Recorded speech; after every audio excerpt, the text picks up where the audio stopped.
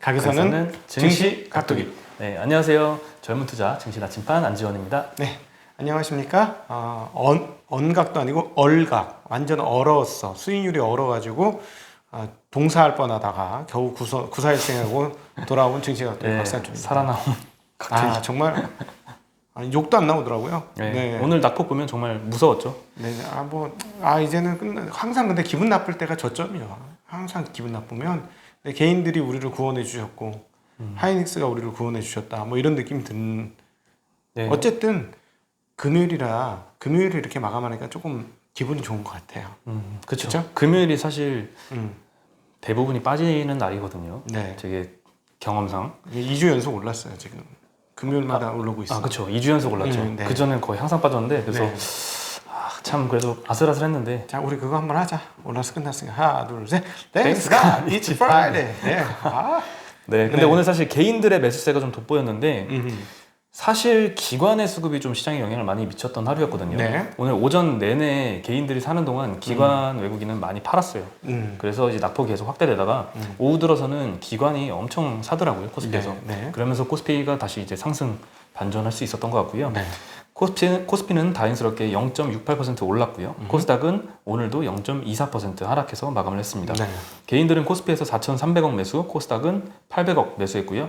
외국인은 코스피 3,500억 매도, 코스닥 300억 매도, 기관은 코스피 700억 매도, 코스닥 270억 매도했습니다. 네. 기관들이 장중에는 3,000억 넘게 매도를 했는데 코스피에서 많이 샀습니다. 아니 뭐 까본다고 그런 뉴스 나오지 않습니까? 금감원에서 네. 그 까본다. 도대체 왜 이렇게 파냐? 뭐 이런 뉴스가 나올 정도로 지금 참 이례적으로 장기간으로 팔고 있는 건 맞는 것 같아요. 네, 연기금의 매도세가 너무 작년 11월부터 연속으로 하루도 안 빼놓고 계속 팔다 보니까 네. 금감원에서 나서서 운용사들한테 국민연금 돈 위탁받은 거 순 매수 얼마나 했는지 내역을 보내라라고 요청을 해서 네. 업계가 참 당황을 크게 그렇죠. 했다고 하죠. 처음에 있었던 일이고 사실은 운용사 입장에서는 고객 데이터를 깔 수 있나? 까긴 어려울 것 같은데 어쨌든 네. 그런 이야기가 있어서 좀 놀라운 뉴스이긴 했습니다. 네. 네, 오늘 하이닉스가 5.6%나 올랐는데요. 삼성전자보다 훨씬 크게 올랐습니다. 네. 예, 메모리 가격 상승 전망 때문에 이렇게 된 건데요. 네. 어제 CT에서 D램 가격이 예상보다 좋고 수급 불균형 때문에 21년까지 가격이 상승할 것이다 라고 언급을 했고요. 마이크론에게 행복한 날이 다시 왔다 라고까지 얘기를 하면서 마이크론이 3%로 어제 마감을 했습니다. 네. 오늘 이제 저희 신한에서 최도현 연구원 리포트를 보니까 D램 현물가가 저점 대비 48% 상승을 네. 해서 현물가 오르고 있어요. 예, 고정가와의 괴리가 26%까지 확대됐다라고 언급을 했고요. 네. 앞으로 공급 제약으로 D램 고정가격 상승폭이 예상을 상회할 것이다라고 언급을 했는데요. 보통 현물가가 먼저 오르고 고정가가 그 뒤를 따라 오릅니다. 그래서 현물가가 상승을 하는 것은 이제 앞으로 반도체 업황이 좀 상승할 것이다라는 이제 뭐 선행 지표 정도로 볼 수 있을 것 같은데요. 앞으로 고정 가격이 더 빨리 올라갈 거라고 전망을 하면서 오늘 이 메모리 반도체에 좀 집중을 많이 한 매출 비중이 한 70%가 넘죠. 하이닉스가. 네네. 하이닉스가 좀 많이 올랐고요. 삼성전자 매출 비중은 상당히 고른 편입니다. 네네. 네, 모바일이 한 40%대 되고요. 반도체가 30%, 가전이 20%, 디스플레이가 한 10% 정도 되는데요. 네. 이 안정적인 포트폴리오가 당연히 이제 분산 효과는 측면에서는 좋지만 이 메모리 업황이 빠르게 상승으로 돌아서는 사이클에서는 아무래도 하이닉스 같이 메모리 거의 네. 몰빵되어 있는 포트폴리오가 조금 더 성과가 좋을 수도 있는 것 예, 같습니다. 최근에 마이크론 테크놀로지는 정말 많이 올랐어요. 그렇죠. 네. 네. 그리고 이제 현물가가 오른다는 건 굉장히 이례적인 일입니다. 왜냐하면 반도체라는 거는 계속해서 그 수율이 점점 집접도가 높아지니까 똑같은 가격에 출시해도 가격이 떨어지는 거잖아요. 우리 전기 제품 그동안 계속 경험했지만 같은 가격에 성능이 좋아지는, 그러니까 가격이 계속 떨어지는 건데 오래된 거는 현물가가 올랐다는 건 정말 굉장히 쇼티지가 난다는 얘기고, 실제로 이제 현장에 이제 전화를 해보고 이렇게 확인을 해보면 물량이 증가하고 있는 게 맞아요. 그 오더라고 표현해야 되나? 주문량이 상당히 늘어나고 있는데, 근데 공급이 는다고 해도 설비 증설까지 해야 되는 입장인데, 설비 증설이 이제 작년 4, 4분기부터 하고 있는데 이게 제대로 세팅이 되려면 아마 3, 4분기 넘어야 될 것 같아요. 네. 그럼 그때까지는 쇼티지일 가능성이 상당히 높다는 얘기가 되겠죠. 딱 하나의 변수는 이건 것 같습니다. 갑자기 코로나 끝났어. 그래서 사람들이 컴퓨터에 뭐 무슨 넷플릭스 보고 뭐 보고 하던 거 다 때려치고 수영장 가고 산으로 가고 들로 가고 이렇게 되면은 갑자기 훅 빠질 그렇죠. 수도 있죠. 수요가 빠지면 아주 큰 쇼크가 오겠죠. 훅 빠질 수도 있는. 아니 근데 제가 보기에는 공급이 더 중요해요. 공급이 세팅이 완료돼서 공급이 나오면 항상 죽었어. 왜냐면 우리가 과거 경험을 해보면 2016년, 17년에도 대호황이 났어요. 근데 그때는 몰랐어. 이게 웬 호황이야 봤더니 나중에 우리가 알고 보니까 데이터 센터라는 게 생겼는데 거기서 수요가 뭐요? 데이터 뭐요? 뭐 이런 분위기였어. 근데 그걸 나중에 알았지. 나중에 알았고 그러고 나서 근데 그거는 우리만 그런 것도 아니고 업체들도 당황했던 거예요. 그래서 설비 증설이 언제 빠바박 됐냐면 2018년에 됐거든. 그때부터 줄줄줄 하락했어요. 퍼는 최대한 낮아지고 이익이 뻥뻥 터지니까 뻥뻥 이익은 터졌는데 그때부터 공급이 되니까 그때부터 주가 줄줄줄 흘러. 그러니까 이게 이제 공급 사이드가 결정이 되어 주면 이제 주가는 빠지는데 아마 제 느낌에 이제 3분기 때부터는 공급이 실제로 늘었는지 보셔야 되고요. 실제로 공급이 늘면 그때부터는 오히려 아무리 실적 좋아도 주가 빠질 수 있습니다. 그렇죠. 예, 네. 네. 공급 증설에 네. 좀 초점을 맞춰서 봐야 되는데 네, 오늘 DB 하이텍에서 8인치 웨이퍼 만드는 거의 몇 개 안 되는 회사인데 삼성전자 다음으로 캐파가 많거든요. 네. 여기서 증설을 할지 말지를 업계가 모두 주목하고 있는데 오늘 증설을 안 할 것 같다라는 그러니까 보도가 나왔습니다. 나 깜짝 놀랐어 사실은. 원래는 8인치도 아니고 그 더 큰 거 300mm 웨이퍼 그걸 12인치인가요? 네. 그거 하겠다고 했었는데 그거 안 돼서 8인치를 하냐 마냐였는데 이젠 8인치조차 안 안 한다는 뉴스가 나와서 네. 네. 사실 2019년부터 이 8인치 웨이퍼는 공급이 부족했거든요. 네. 21년까지 이어지는 상황이라서 사실 저도 이게 나올 줄 알았거든요. 근데 이게 결국에는 이제 기자와의 이제 인터뷰에서 이제 최창식 DB하이텍 부회장이 증설 계획에 대한 질문을 하니까 그 답변으로 DB하이텍의 연매출이 1조 원이 안 되는데 새 파운드리 증설에 1조 원 이상이 든다. 그래서 내부 실력을 축적을 하고 내공을 쌓은 뒤에 진행을 해야 될 것 같다라고 언급을 했습니다. 안 하겠다는 걸로 들리죠. 그렇죠. 네. 안 하겠다는 다른 표현으로 들리네요. 네. 증설을 위한 이 부지 확보에 필요한 자금 그리고 추가 설비에 대한 이 감가상각비에 좀 부담을 느낀 것 같습니다. 감가상각비도 좀 지금 200억이 이상이 들고 있거든요. DB하이텍이. 근데 여기에 대한 좀 부담을 느껴서 이 같은 결정을 아마 확정은 아니지만 할 것 같고요. 네. 예, DB하이텍은 지금 6개월치 주문이 밀려 있는 상황이고요. 그래서 최근 파운드리 가격을 20% 인상을 했었습니다. 네. 근데 이렇게 증설을 안 한다라고 하면은 이 8인치 웨이퍼 쇼티지는 생각보다 좀 길게 갈 수 있을 것 같습니다. 지금 뭐 전력난으로다가 NXP라든가 뭐 이런데 뭐 이런 쪽도 그러고 아주 난리 났네. 네, 지금 공급 측면에서 뭐 늘 것 같은 기미가 안 보입니다. 네, 근데 좀 애매하네. 네, 애매하네. 그렇죠. 이게 아마 그 중고라도 많았으면 했을 것 같아. 중고 장비. 근데 중고 장비조차 가격이 올라가니까 너무 부담이 되는 거지. 중고 장비도 올라가죠. 그래서 조금 그렇네. 근데 이거에 타격을 받는 업체들이 굉장히 많은데 오늘 테슬라도 좀 타격을 받은 것 같다라는 통계가 나왔습니다. 네. 예, 중국 시장에서 좀 반도체 쇼티지 영향을 받은 것 같은데요. 네. 1월달 이제 중국 자동차 업계에서 차량 교부량 데이터를 보면은 네. 좀 감소한 모습이 보이는데요. 19일날 권상 중국이라는 데서 발표를 했습니다. 1월 중국 신에너지 자동차 판매량이 16만 8천 대. 전년 대비해서는 290% 많이 늘었습니다. 네. 근데 전월 대비해서는 20%나 감소를 했는데요.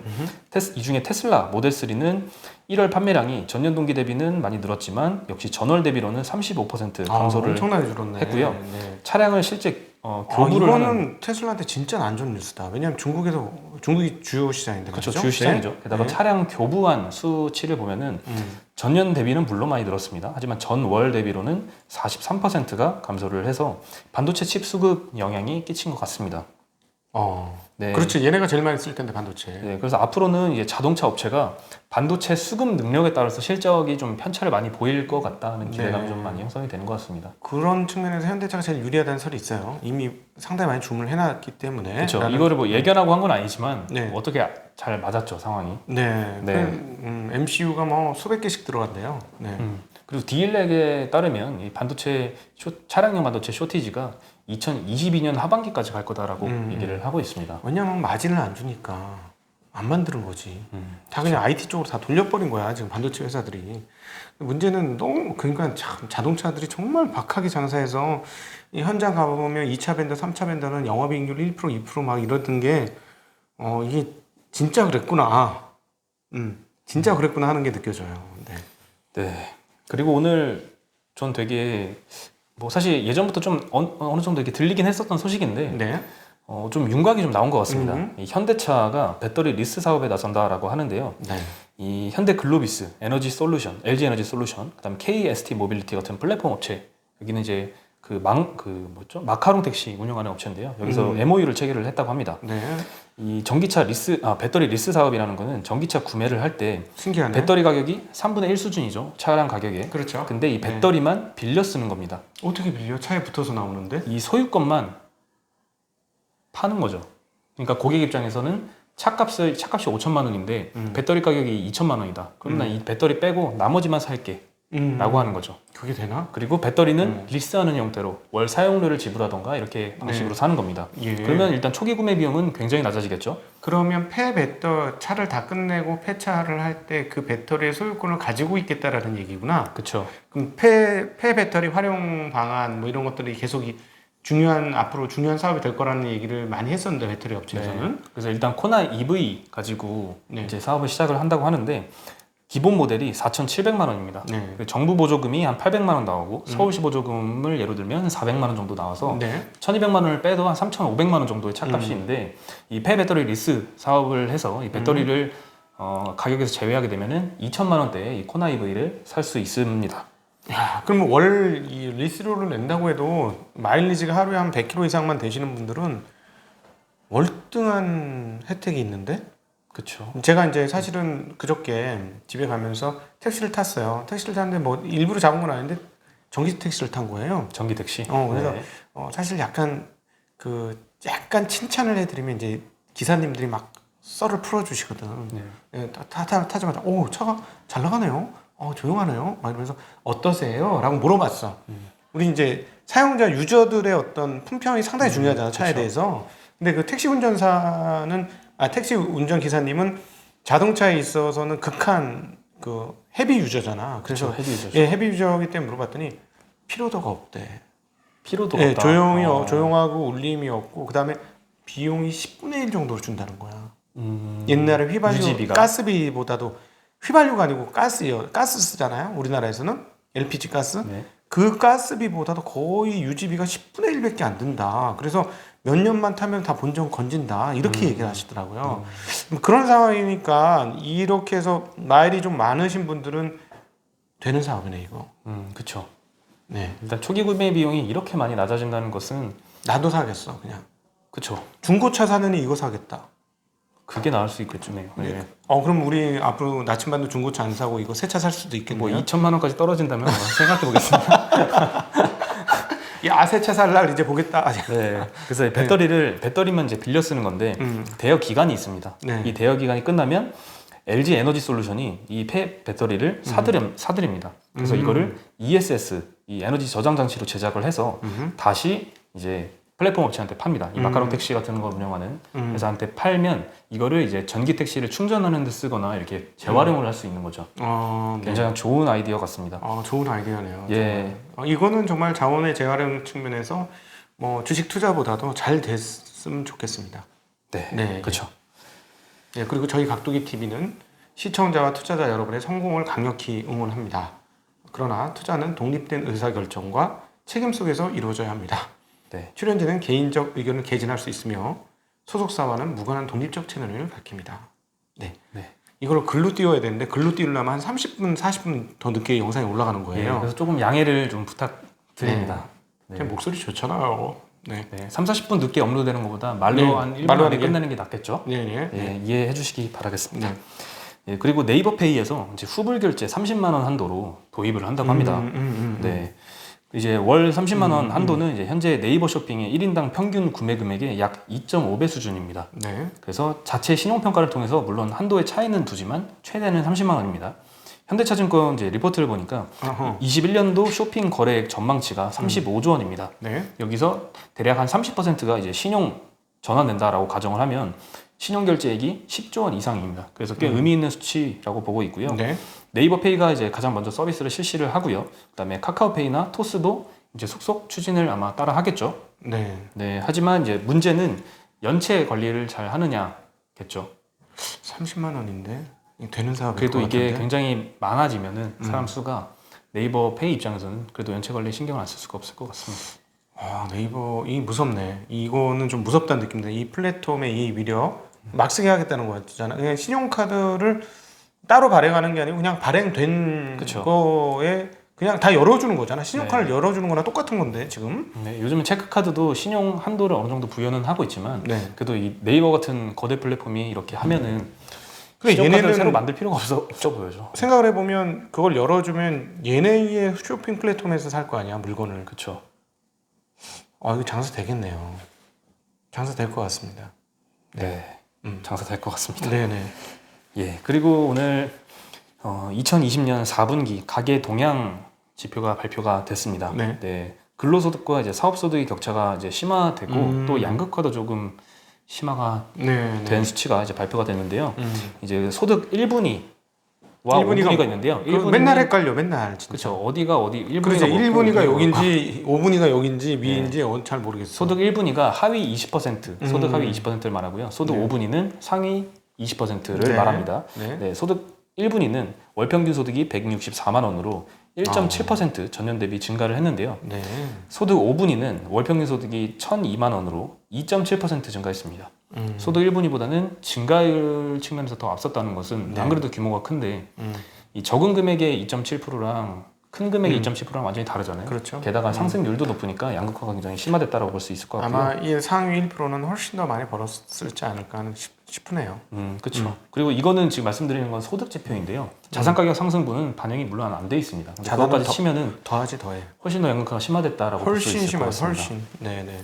예, 전체 소득 중에 이제 가장 비중이 큰 게 이제 근로소득이고요. 그 다음이 사업소득입니다. 근데 근로소득을 보면은 5분위 가구는 721만 원으로 1.8% 증가를 했지만 네. 1분위 가구는 60만 원으로 13%나 급감을 했습니다. 얼마? 얼마? 60만 원으로 60만 원? 13% 급감을 했는데요. 사업소득이 60만 원. 아니요, 근로소득이. 그러니까 그러니까 근로소득이 13%나 줄었다는 것은 이제 실직을 많이 그만큼 했다라는 그렇지. 의미로 받아들일 수 있고 네. 소득이 높은 구간에 있는 사람들은 그만큼 실직이 별로 없었다라고 볼 수 있을 것 같습니다. 예. 네. 그리고 이제 사업 소득을 보면요. 5분위 가구는 9% 감소를 했습니다. 그래도 사업 하시는 분들은 소득이 아무리 높은 층이라도 그래도 빠졌다. 타격을 받았다. 이번에 사업하시는 분은 정말 어려웠다는 얘기고. 그렇죠. 예. 하지만 소득 1분위 가구는 한 6% 이렇게 올랐습니다. 근데 오른 것도 사실 잘 언뜻 이해가 안 가긴 한데 사실 사업 소득 평균 데이터가 워낙 낮습니다. 근로소득 대비. 얼마나 된? 근로소득보다 사업소득이나 사업하시는 분이 돈을 더 적게 번다고 근로소득자보다? 그건 아닌데 워낙 사업소득은 이제 편차가 큰 영향이 있는 것 같고요. 예. 근로소득 평균이 월 340만 원인데요. 사업소득 평균은 99만 원입니다. 더 작네. 훨씬 작죠. 3분의 1도 안 되는 수치이다 보니까. 맨날 우리 월급쟁이 하는 말 있잖아. 다 때려치고 장사나 할까? 그렇죠. 근데 평균치로 따지면 훨씬 적은 건 맞습니다. 340만 원 다 때려치고 99만 원 이런 격이잖아. 지금 사업하시는 분 정말 힘드시네요. 그렇죠. 물론 많이 버시는 분은 많이 벌겠지만 그만큼 그 반대의 경우도 굉장히 꽤 많다라고 볼 수 있을 것 같습니다. 네, 충격적입니다. 네, 그리고 오늘 문재인 대통령이 이제 코로나가 벗어난 상황이 되면은 국민 위로 지원금을 검토하겠다라고 했는데 이 가계소득의 이제 양극화가 좀 심화된 지표를 발표한과 동시에 거의 같은 날 발표된 거라서 이를 아마 염두에 두고 소비 진작 차원에서 온 국민이 힘을 내자라는 취지로 이 같은 결정을 할 것 같습니다. 저는 안 주셔도 되니까 좀 어려운 분들을 더 주시면 좋을 것 같긴 합니다. 그래서 이제 타겟팅을 좀 신경 쓰겠다라고도 네. 이야기가 나왔습니다. 물론 그거 타겟팅하다가 나누다가 돈 더 쓸 거면 그냥 줘도 괜찮은데 그런 거 받겠습니다만은 네. 하기야 나 그런 거 보니까 재난소득도 받았다. 재난소득은 이제 일괄 지급을 했죠. 네. 네. 저는 그런 생각도 들어요. 뭐냐면 잔치상을 벌였는데 잔치를 벌인 사람은 밥을 안 먹고 잔치에 초대된 사람만 밥을 먹는다? 그건 좀 아닌 것 같아요. 그게 무슨 말이냐면 세금을 다 내잖아요. 다 내. 그럼 많이 낸 사람이 자리를 좀 크게 펴준 거 아니야. 따지고 보면 그 세금 가지고 우리가 또 서로 나눠서 살 수 있는 거니까 그러면 세금 낸 사람도 받는 게 맞지 않을까 하는 저는 개인적인 그런 생각을 갖고 있어요. 네. 네. 그렇군요. 우리 사업소득 하시는 분은 굉장히 힘든데 그래도 저희 스폰해 주시는 델리스의 거기는 쇼티지가 오늘 풀렸습니다. 방금 풀렸다고 연락 왔고요. 3초 육수 순간이 다 이제 모든 것들이 다 채워졌으니까 여러분 우리 사업하시는 분들 힘드신다는데 같이 이용해 주셔도 좋겠고 링크를 타고 들어가셔야만 10몇% 할인을 받으십니다. 딴 데는 할인 없어. 우리만 할인이야. 요즘 와이프가 우리 요리- 네이버의 존재, 델리아스한테는 우리가 지금 네이버 같은 존재예요. 그렇죠. 네, 아내가 뭐. 어저께 이제 요리를 와이프가 하는데 네. 육수를 넣기 전에 맛과 넣은 후의 맛이 엄청 다르다고 하더라고요. 그러면서 네. 깜짝 놀라더니 이거 무조건 리뷰 남겨야겠다면서 들어가더라고요. 그래서 아마 새로 주문을 할 것 같은데 이제 쇼티지도 네. 풀렸으니까 제가 사장님한테 권해서 우리 나치마님 거 하나 구해오도록 하겠습니다. 이미 주문을 했습니까? 했지만 네. 주신다면 네. 감사히 먹겠습니다. 네, 그러면 집에서 이제 더 식비 많이 들잖아요. 식비 많이 들죠. 그러니까 집에서 해 먹으면 식비가 좀 줄잖아요. 네. 그죠? 이게 비싼 게 아니야. 이게 그지? 밖에 먹으면 훨씬 비싸, 그치? 제가 맨날 탕수육 시켜 먹다가 이제 좀 좀- 육수를 많이 먹고 있습니다. 그래, 좀 줄이세요. 줄여야 탕수육. 되죠. 네. 물론 이제 장사하시는 분은 사 먹는 것도 좋긴 하지만 주말이니까 한 번만 사서 드세요. 네. 네. 차 안 산다고 거기서 아끼다가 탕수육을 다 나갔어요. 제가 들었는데 사실 맞아요. 이거 진짜예요. 차값보다 밥값을 더 쓰시는 분이야. 그 정도까지는 아니지만 나 얘기 그렇게 들었다니까. 나 금액 듣고 난 정말 깜짝 놀랐다니까. 제가 뭐 그렇다고 막 엄청 비싼 음식만 먹는 건 아닌데 네. 하도 많이 탕수육이 시켜 비싼 먹다 보니까. 음식이야. 나 어렸을 때는 탕수육 한 번 먹으면 그게 무슨 내 생일날이었어. 그러니까 지금 1년 동안 밥 먹는데 쓰는 돈이 고급 차 한 대 값이야 거의 보니까. 정말 차는 안 사면서 이제부터 순간 육수 애용하겠습니다. 이게 가치관이 이렇게 틀린 거야 사람이. 네. 정말 금액은 밝히지 않도록 하겠습니다. 네, 그러면 네. 여러분 모두 이제 금요일이 되었으니 주말을 잘 보내셨으면 좋겠습니다. 네. 네, 자영업자분들도 힘내시고요. 저희는 여기서 인사드리겠습니다. 안녕.